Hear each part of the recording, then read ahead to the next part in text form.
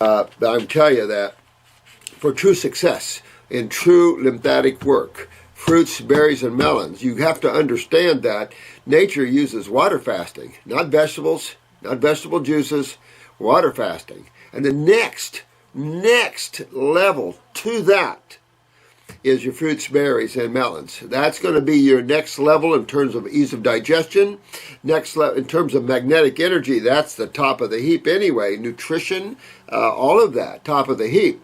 So it's that ease of digestion, the high astringent value, the flavonoid. There's a lot of principles within fruits and berries that aid in the elimination of waste in the human body. And you can see that when you go on fruits, you automatically start detoxing. It's just, and you will detox to the vibrational frequency and level of the fruits. When you get to the point, or if you ever get to the point where fruits and berries and melons will not detoxify you any deeper, you only have two things left: water fasting and dry fasting. Those are the only two things left that you can do, because you're already bringing in the herbs of nature. There's nothing any better, there's nothing any higher, there's nothing any more directed to specific tissue than the botanicals. And anybody who says no, then you get in God's face and tell them that, because that's just the way it is. So we can use all these things, and we do, but still nature uses that fasting level when you get to plateaus. And you plateau early on, remember, with the vegetables, but you will someday, if you have deep interstitial toxicity, it is possible to plateau on the fruit, and you've got to go to water fasting.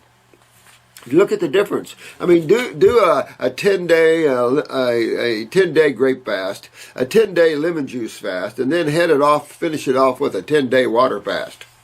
Break it on fruit only, and take about 2 or 3 days to break it on fruit. But and see the difference.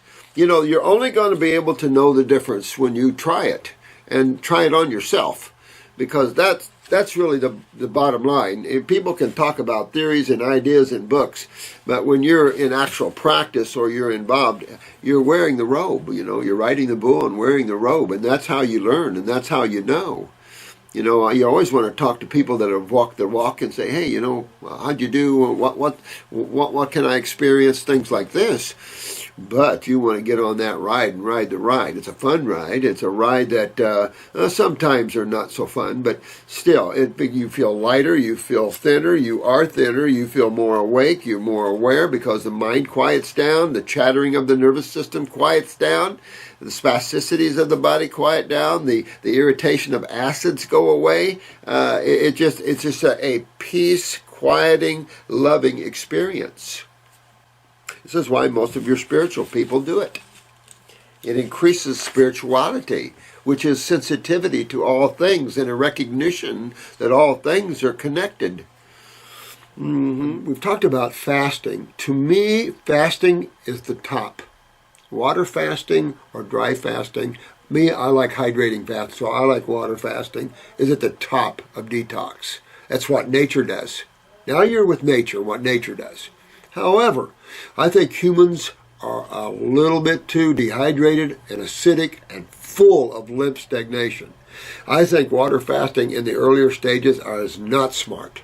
I think that fruit fasting and berry fasting is smart. Now, some of you are so toxic you can't even do that. So you got to go to green drink fasting first, move up to fruit fasting second, and then if you really get that system opened up and everything, then go to your water fasting. I think water fasting, your kidneys should be filtering.